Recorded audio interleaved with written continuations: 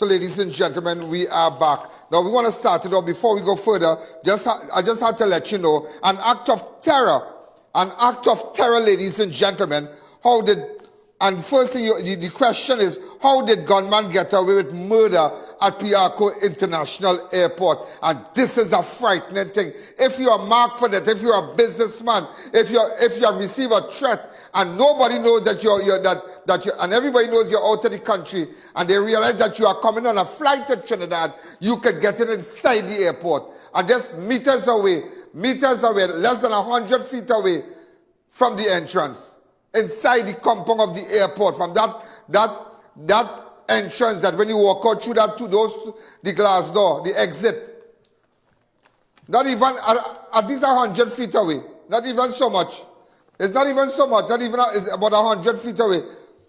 This wasn't just a shooting, ladies and gentlemen. This was an act of terror, and it happened in one of the most secure spaces in this country, Piarco International Airport. In the early hours of Thursday, April 17, 2025, gunmen armed with assault rifle carried out a bold coordinated execution just outside the arrival terminal. The victim, 30-year-old Akim Quashie, a.k.a. Sowers, was shot dead moments after stepping off a flight from Panama. Another man was wounded. The attackers unleashed a hail of gunfire with high-powered weapons before fleeing the scene undetected after ditching their vehicle. It is no coincidence this happened right after the end of a state of emergency, which many had already deemed ineffective. But this attack is not just another statistics in a violent week. It is a national security failure of the highest order. According to Anti-Terrorism Act, a terrorist act includes loss of human life or serious bodily harm, damage to property, prejudice to national security, or disruption of public safety. By this very definition, ladies and gentlemen, the cold-blooded murder at the airport fits squarely within the scope of terrorism. Yet where is the national outrage? Where is the high-level response? Where is the chairman of the Security Council? This is a threat. This is like a terrorist attack. This is news all over the world right now. All over the world. This is an international airport. This is not a village airport. This is an international airport, ladies and gentlemen. This is a terrorist attack. The airport is a symbol, a gateway to our country. It is meant to be a fortress, and still armed men with assault rifles were able to execute a hit and vanish. No armed confrontation, no air support, no interception, just escape, ladies and gentlemen. Compare this to U.S. Customs and border protection, where every officer, even immigration, is armed and trained to act in seconds. Here, our immigration officers are unarmed, unprotected, and essentially defenseless. And the air guard, not even minutes away. So how did these gunmen, ladies and gentlemen, get away? The state has a duty of care to everyone within the airport precinct, citizen or not. That includes passenger, workers, and even those with criminal records. Security is not selective.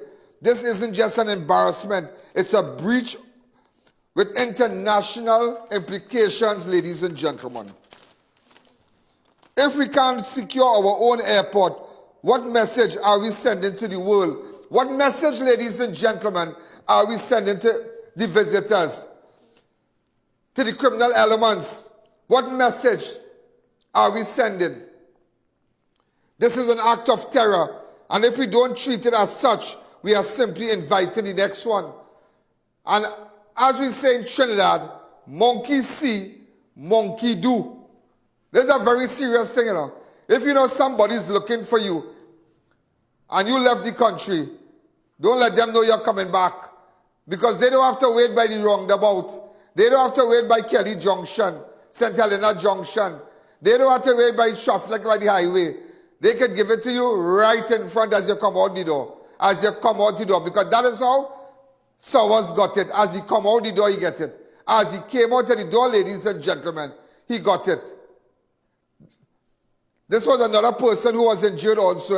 Now this is the van. Now, I want to see that van. This is so you can understand. Stop. This, ladies and gentlemen, is the vehicle that they were in. Look at it, meters away. How many of you stand right there with your luggage? How many of you stand right there? Look at it, meters away. Meters away, ladies and gentlemen. Open up the lines. And if he came from Panama, it wasn't him alone. Now, we don't know if he went.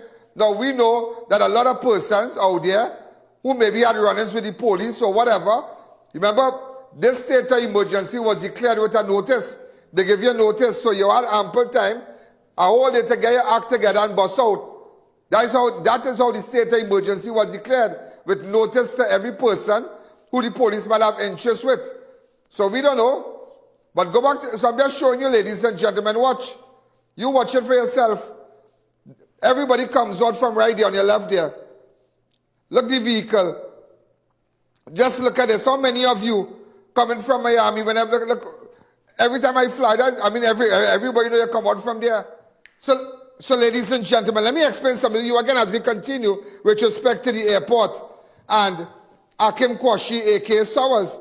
Do you know the airport authority sent out a press release, heightened security at Piarco International Airport? Oh, please. That's what you should say. Oh, please.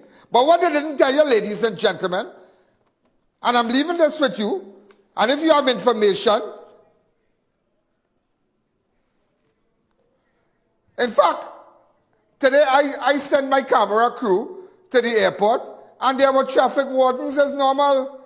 There was no heightened security where you're seeing on Marca Crosso, armed police all over, or armed airport police, airport security with high-powered guns and whatnot. There were nothing, ladies and gentlemen. There were nothing. So all they're talking about airport authority of Trinidad and Tobago wishes to advise with him immediately following the incident that occurred this morning at Piarco International Airport. Senior officers from Trinidad and Tobago Police Service held a meeting with officials from the authority to work on measures for strengthening and enhancing security. You all did not enhance nothing. There was nothing enhanced you. Or maybe you used the wrong drug, but nothing was enhanced. Just to let you know that. But I will tell you something. I will tell you something today. What I'm about to tell you will shock you. And it will raise eyebrows, fake and real, with respect to the killing of Akim Quashie, a.k.a. Sowers. Do you know, ladies and gentlemen, someone said to me a while ago, I can't tell you who messaged me, but someone mentioned something to me, and these are persons of influence. They said, are you aware, Mr. Alleyne, that Special Branch Police, Custom and Immigration have access to an advanced passenger arrival list at least 24 hours before arrival? Did you hear what I just said? Did you hear what I just said? So, Special Branch Police, Customs, and Immigration have access to an advanced passenger arrival list at least 24 hours before arrival. All I know, ladies and gentlemen, when Sowers arrived, as he arrived, he left. That's all I could say. As he arrived at Piarco International Airport, he left. He died. He was shot dead. Don't let them come and fool you with no profile and no bio of Akim Quashie, a.k.a. Sowers. Don't let them divert that attention. I don't want to know. That is not my problem. You pick up that. That is not my problem. How he was able, that timing, how he was able, How, and you ask today, who did that? Who was part of that? Who was part of that? As the caller said, that is not just runners. You're not playing with runners here. It was well executed. And to the family, if you wish to speak to me, my number is 1868. So I'm leaving my code for international viewers also. 294-4081. So ladies and gentlemen, and not forget, National Security Minister Marvin Gonzalez, he was a former police officer who worked in SWAT under Manning administration. He got a scholarship to go and study. He looked like I don't know. He lectured me. I think he was one of my lecturers. When I started to pursue law at Beckles. Yeah, he was one of my lecturers. Could you believe that? Yeah, but nevertheless, yeah, I just want you to know, I'll leave you with it again, yeah? I'll leave you with this. Are you aware that Special Branch Police, Customs and Immigration have access to advanced passenger arrival lists at least 24 hours? So if they want to get you, if they know you have a warrant, you have this, you have that, watch when you're coming in. Ladies and gentlemen, thank you.